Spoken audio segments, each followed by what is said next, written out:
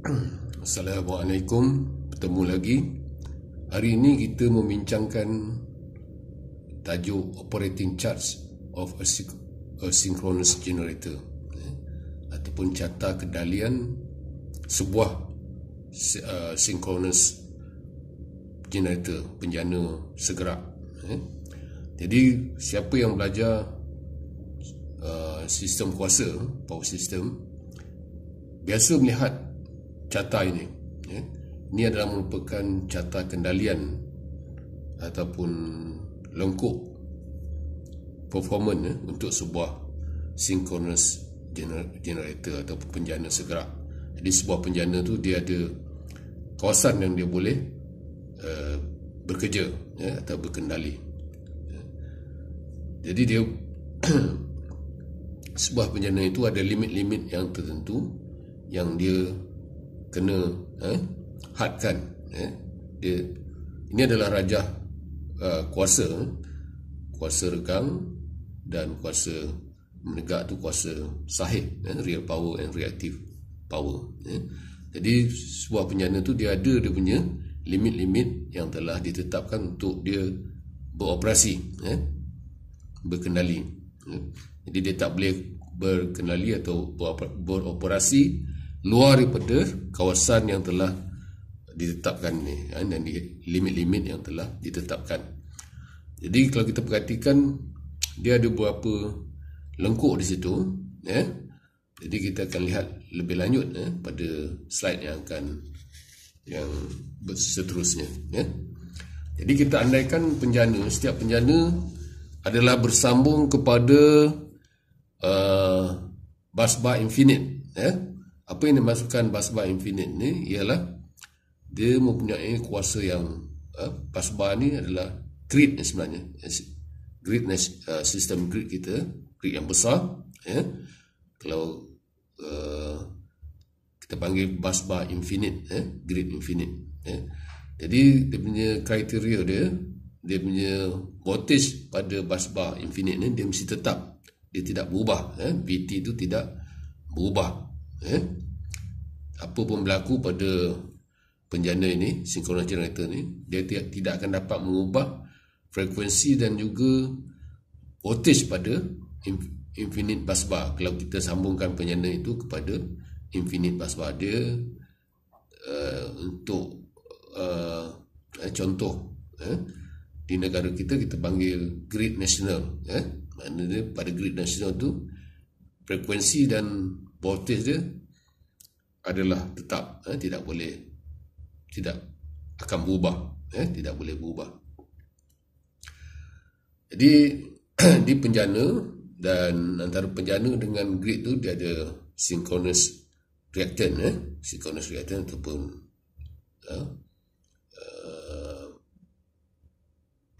regangan segerak yang dimiliki oleh setiap penjana tu. Dan bila kita sambung kepada infinite busbar ni, current akan mengalihkan kuasa daripada penjana ni, akan menyumbang kuasa kepada busbar, kepada keseluruhan sistem. VT adalah terminal voltage yang constant. IA adalah armature current ataupun armature current ni dalam arus yang mengalir dalam stator, bahagian gelung stator penjana, dan dia akan masuk kepada bahagian beban, kepada infinite busbar. XS adalah synchronous reactant, regang segerak. EF pada penjana adalah voltage yang teruja, voltage yang terjana pada synchronous generator. IAXS adalah voltage drop pada synchronous reactant, voltage drop pada synchronous reactant. Untuk kes ini kita anggap RA atau armature resistance, armature resistance, rintangan pada penjana tu adalah kita boleh abaikan, neglected. Kita boleh abaikan kerana nilainya terlalu kecil. Okey. Jadi gambar yang kita lihat sebelumnya tadi, yang ini, semua ni saya colorkan hitam, lengkuk-lengkuk tu. Tapi kita boleh saya asingkan dengan warna. Jadi ada beberapa warna di situ. Yang nombor 2 ni warna biru, limit, warna biru, limit yang nombor 2. Yang nombor 1 tu saya tandakan warna color merah, warna merah. Yang nombor 3 tu saya lukis menggunakan warna purple, purple. Dan yang keempat di sana, saya warnakan dengan warna hijau, untuk bezakan ada 4 limit yang perlu dipatuhi oleh sebuah synchronous generator.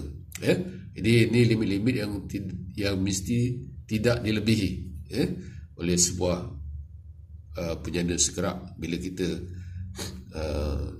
nak operate ataupun dia dalam keadaan beroperasi, operating chart, kita panggil operating chart. Jadi sebenarnya kalau kita lihat lebih detail lagi, daripada limit-limit tu dia ada locus dia sendiri, macam ni. Yang nombor 2 tadi, limit untuk EF, ini, dia merupakan bentuk bulatan dengan pusat pada di sini, di titik ni. Kemudian yang armature current di sini, yang merah, dia pun bentuk bulatan, berpusat pada di sini O, titik O ni. Kemudian yang purple tu, ungu, dia garis lurus di sini, satu garis lurus. Kemudian yang keempat, yang warna hijau tu adalah garisan yang ini, dia terus ke atas macam tu. Ini limit-limit dia. Jadi di sini dia sampai, kalau kita bergerak dari sebelah dalam, jadi yang sebelah sini dia dilimitkan oleh, sebelum sampai nombor 1 dia bertemu nombor 2, warna biru, dia sampai sini, dia limit di sini. Yang ini yang lebih dulu ialah kalau kita bergerak dari sini, yang merah ni, garisan merah, jadi dia tak boleh lebih daripada garisan merah ni, walaupun garisan biru di sini, tapi dia tak boleh sampai garisan biru ni sebab ada limit yang merah. Dan boleh bergerak ke atas, kita akan jumpa yang purple, garisan purple ni. Jadi sebelum sampai kepada merah dengan biru, dia ada garisan purple yang tak boleh. Maknanya dia limit di atas ni, yang mula ditemui, yang dijumpa ialah garisan ungu, purple. Dan kalau sebelah kiri pula, sebelum sampai merah, purple, biru, dia sampai hijau dulu, garisan hijau. Jadi kita akan lihat tiap-tiap satu limit ni. Jadi apakah dia limit-limit yang ditunjuk oleh rajah tu? Ini dia. Lengkuk kemampuan penjana segerak, ataupun disebut carta kendalian penjana segerak. Capability of synchronous generator, ataupun capability curve of a synchronous generator, ataupun juga disebut operating charts of synchronous generator. Nama-nama ni selalu dikenali daripada kalau kita lihat dalam buku. Jadi yang pertama, MVA beban. Jadi penyana tu, synchronous generator tu, dia ada kadaran dia, MVA beban yang tidak melebihi kadaran MVA penyana. Ini bergantung kepada current beban, IA. Jadi dia tak boleh lebih daripada IA MVA. Itu MVA current yang sesuai untuk penyana tersebut. Kalau lebih, dia akan boleh memanaskan, melebihi ketahanan panas gegelung di bahagian stator, ataupun armature winding tu. Jadi dia ada had tertentu. MVA ni, setiap generator dia ada MVA dia sendiri, V darab A, volt ampere. Tapi volt tetap jadi A tu yang mempengaruhi ampere. Kemudian yang kedua, megawatt, power, kuasa sahih, beban tidak boleh melebihi kadaran megawatt prime mover. Mana dia input prime mover ni yang tenaga atau kuasa input masukkan kepada penjana. Dia merupakan biasanya dalam bentuk mechanical power. Mechanical power mana kuasa pergerakan daripada air ataupun steam yang menggerakkan penjana tu kita panggil prime mover. Dia ada kuasa sahih saja, megawatt. Mana minyak ini bakar untuk memanaskan air, jadikan steam untuk jalankan penjana tu, untuk gerak penjana tu. Jadi minyak tu kita bayar, jadi dia menghasilkan megawatt ataupun real power, watt. Jadi kita hanya membayar real power, sebab minyak tu dia akan menghasilkan, yang dibakar tu menghasilkan kuasa sahih, real power. Dia tak ada kuasa regang, tak ada. Sebab itu kita hanya bayar kuasa sahih. Sebab untuk dapatkan kuasa sahih ni dia kena bakar minyak untuk panaskan steam. Steam tu akan gerakkan prime mover. Dia tak ada kuasa regang, tak ada melibatkan kuasa regang. Jadi kuasa input power tu dia kita tetapkan, tapi dia tak boleh lebih daripada keupayaan penjana, MVA penjana. Ini kena ingat. Jadi kalau dia lebih nanti dia boleh merosakkan penjana pula.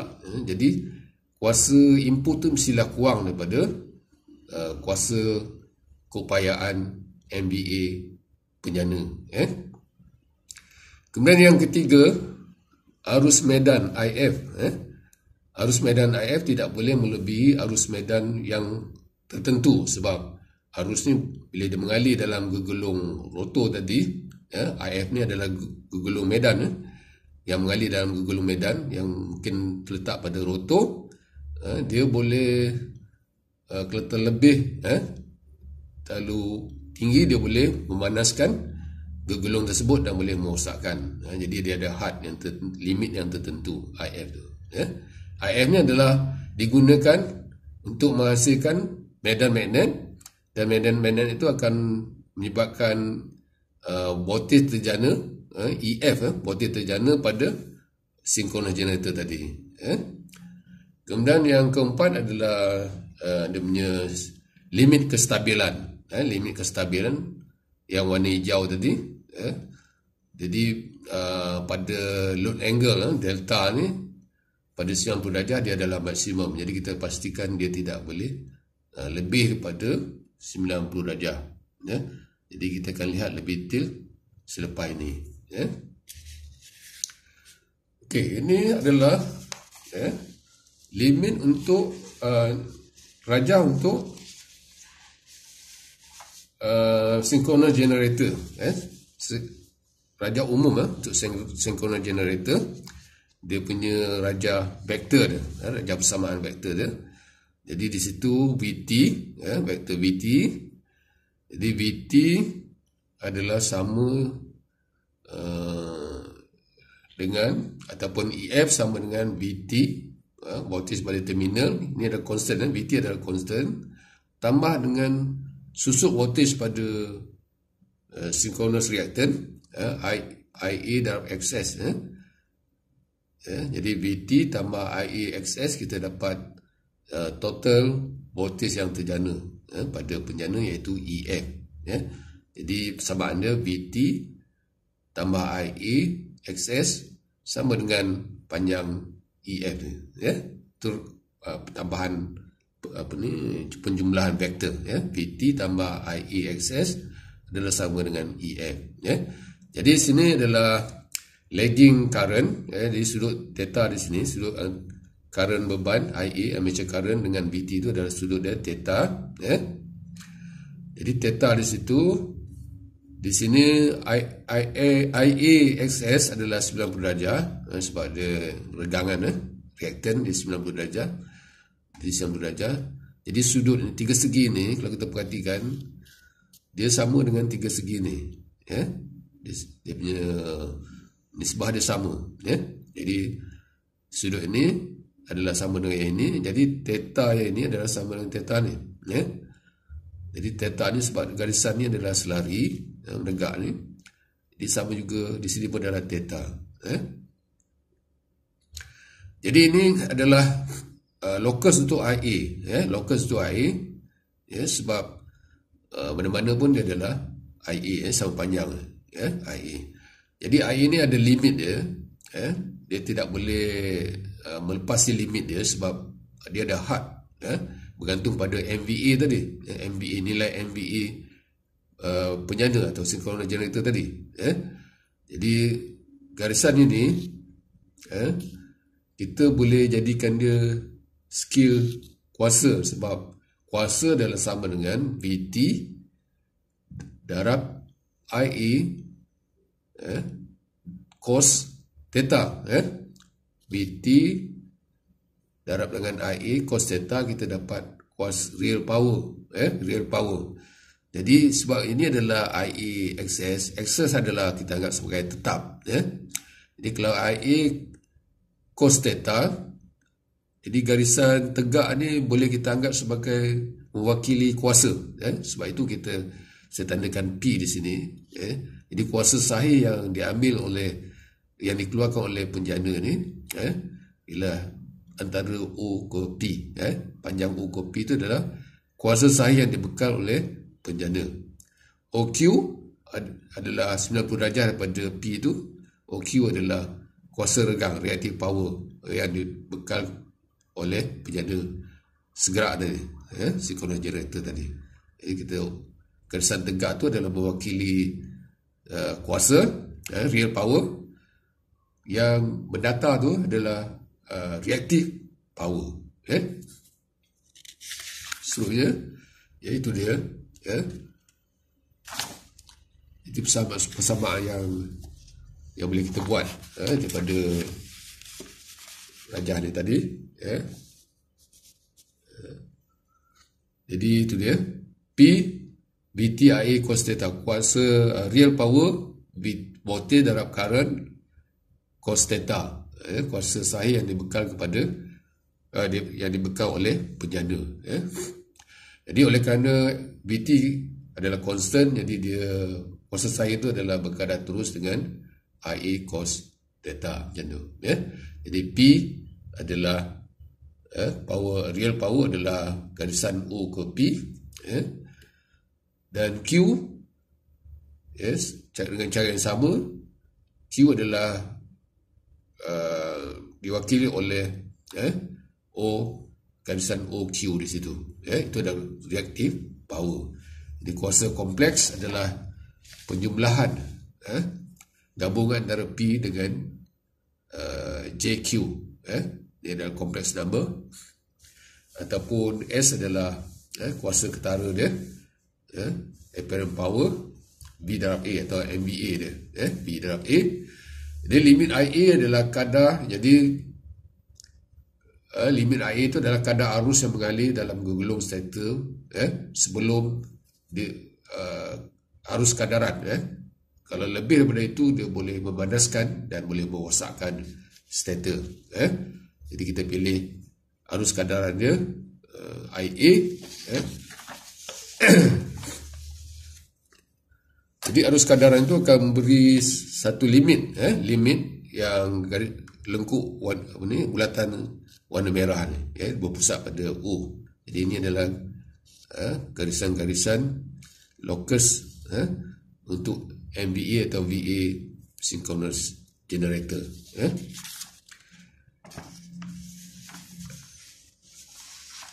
Jadi yang biru adalah bulatan yang biru adalah EF, EF dihadkan oleh arus IF, yang dibenarkan mengalir dalam gegulung medan, Jadi dia ada limit, EF tu ditentukan oleh arus IF, nilai arus IF yang tidak boleh melebihi had yang menyebabkan gelung medan jadi panas dan boleh merosakkan. Jadi kita hadkan pada satu nilai. Inilah nilai EF untuk limit EF. Dan EF ni kita boleh ubah bentuk bulatan yang berlainan. Tapi untuk yang limit tu kita pilih satu yang sesuai. Mana kadaran untuk IF tu. Yang sesuai, yang tidak merosakkan gelung medan.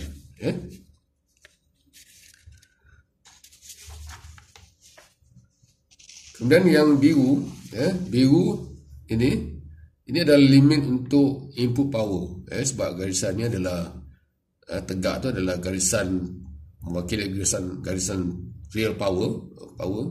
Jadi real power untuk mechanical ada satu garisan lurus, input power yang merupakan mechanical power. Jadi kita boleh garis di mana-mana bergantung pada input power, tapi dia mesti kurang daripada MVA synchronous generator tu. Dia tidak boleh lebih. Mana kuasa mechanical tu tidak boleh lebih besar, dia mesti kurang. Kalau lebih besar nanti dia boleh memberi bebanan kepada penyana tu. Maknanya penyana tidak boleh menahan kuasa yang lebih besar daripada yang dia sanggup, MVA dia. Okey.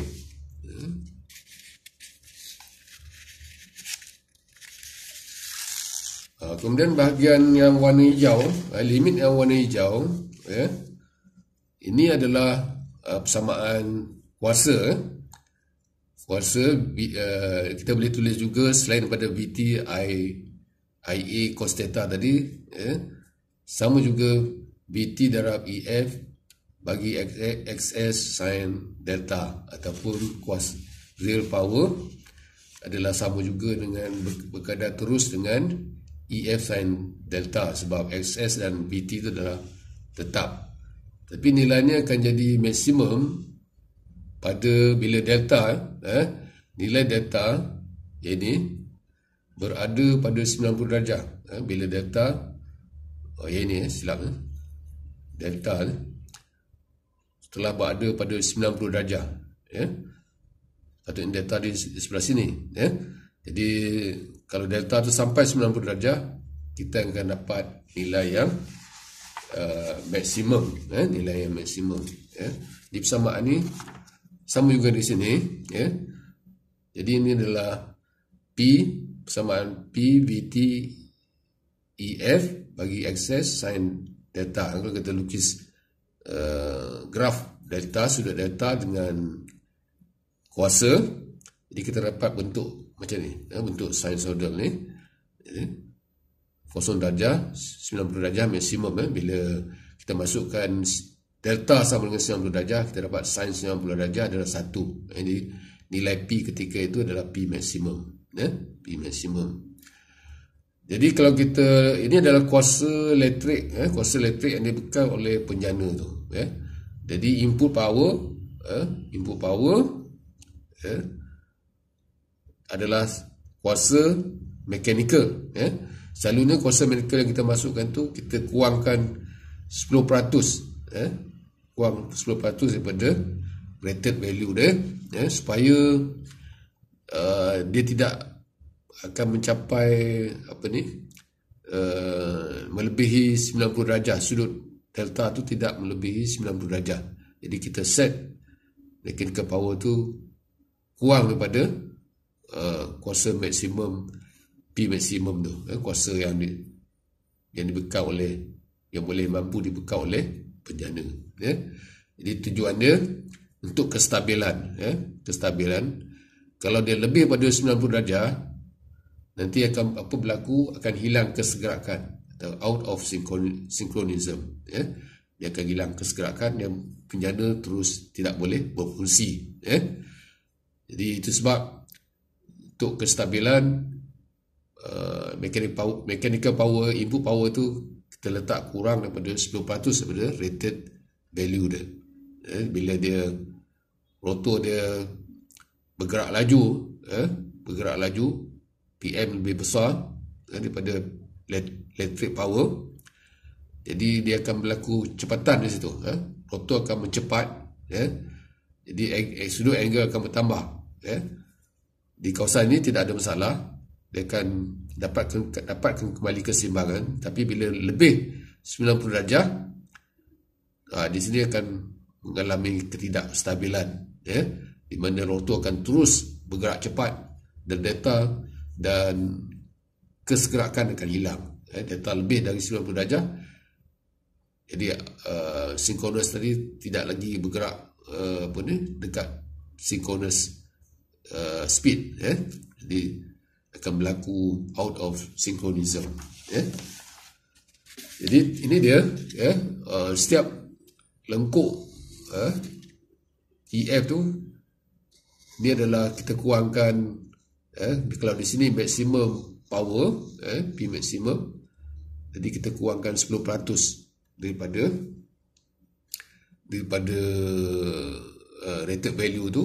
Jadi kita dapat nilai di sini. Jadi kita mestilah penjana tu beroperasi tidak lebih daripada garisan ini. Setiap ni 10%, kita kurangkan 10%, 10%. Jadi kita dapatkan titik-titik tu. Kalau di sini dah jadi 90, angle tu jadi 90. Jadi kita letak pada titik ini. Jadi dia kurang daripada 10% nilai. Jadi delta tu tidak sampai kepada 90 darjah. Jadi itu dia. Itulah yang kita dapat lengkuk.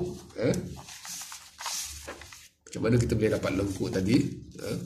Ni garisan yang hijau tadi kita lukis balik di sini limit dia. Kemudian ni garisan limit untuk input power. Yang ini limit untuk MVA, current, armature current. Yang ini adalah limit untuk IF atau EF. Itulah ada 4 limit yang perlu dipenuhi oleh sebuah synchronous generator. Jadi kendalian penjana tu mestilah berada dalam kawasan keempat-empat ni. Dia tidak boleh keluar daripada itu. Jadi yang ini adalah EF, ni limit untuk EF, limit untuk IE, MVA, limit untuk input power, yang ini limit untuk kestabilan. Jadi sekian untuk buat masa ini, dan kita jumpa lagi insyaAllah.